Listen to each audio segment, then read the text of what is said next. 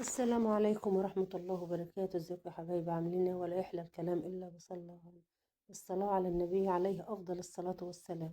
عاملين ايه يا حبايبي؟ طبعا هنعمل مع بعض الجمال ده بقى، ما شاء الله ولا قوة إلا بالله. الحواوشي يا ولاد بس بطريقة تحفة. طبعا أنا بحب أعمل الحواوشي بالعجينة الاسكندراني بتاعتنا العادية، بس ولادي والله مش بيحبوا إلا العيش كده.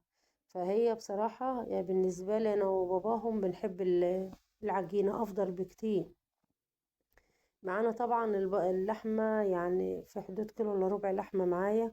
حطيت لها البصل اللي احنا شايفينه ده، عملته في الكبة وخرجته واديت لها هي كمان لفة كده مع التوابل ومع الفلفل. طبعا أنا كان عندي فلفل متقطع جاهز في التلاجة، هنشوفه دلوقتي. نزلته في الكبة كده زي ما احنا شايفين، واديت له فرمة ايه مع البصلة، ورجعت نزلت باللحمة اديت لها ايه لفة هي كمان كده، ونزلت بالتوابل. طب التوابل عبارة عن ايه يا ام احمد؟ التوابل عبارة عن فلفل ابيض يا ولاد، شوية فلفل اسود، شوية كزبرة ناشفة، على شوية اللهم صل على حضرة النبي، شوية شطة صغيرين خالص، على شوية زعتر، على 7 بهارات.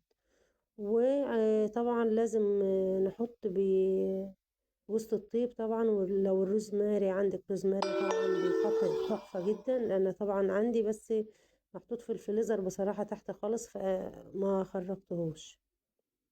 تمام. نزلنا كده جبنا العيش زي ما بقول لكم. الافضل وبيبقى حلو جدا لما تبقى عامله العجينه سهله جدا، نفس عجينه البيتزا اللي انا بعملها يا ولاد والله.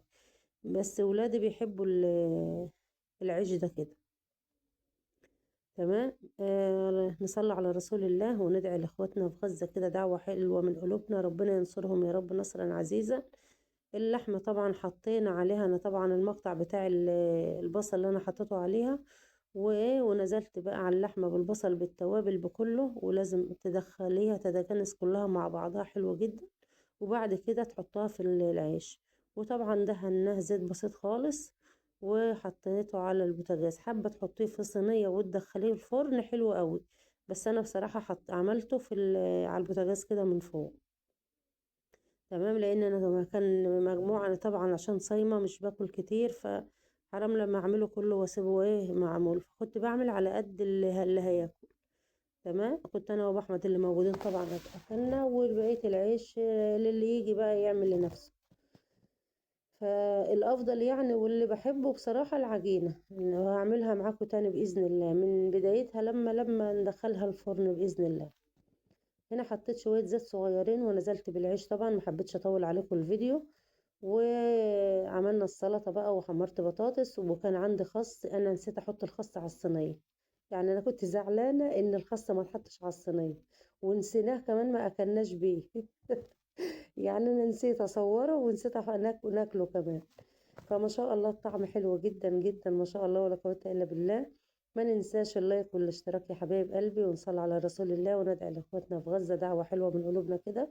ربنا ينصرهم نصرا عزيزا، وربنا يشفي مرضانا ومرضى المسلمين، ويرحم موتانا وموتى المسلمين يا رب العالمين. ويا رب اكون ضيفة خفيفة كده يا رب على قلوبكم زي ما انتوا ولادي وحبايبي. يا رب يجبر بخاطر اللي يجبر بخاطر اي حد ولو بكلمة. ربنا يجبر بخاطركم، وكل سنة وانتم طيبين. رمضان على الأبواب يا أولاد، اللهم بلغنا رمضان لا فاقدين ولا مفقودين، اللهم آمين. وتقبل منا صيامنا ودعانا يا رب العالمين. وربنا يجبر بخاطر الجميع يا رب. ما ننساش اللايك يا حبايبي والشير. رعاية الله.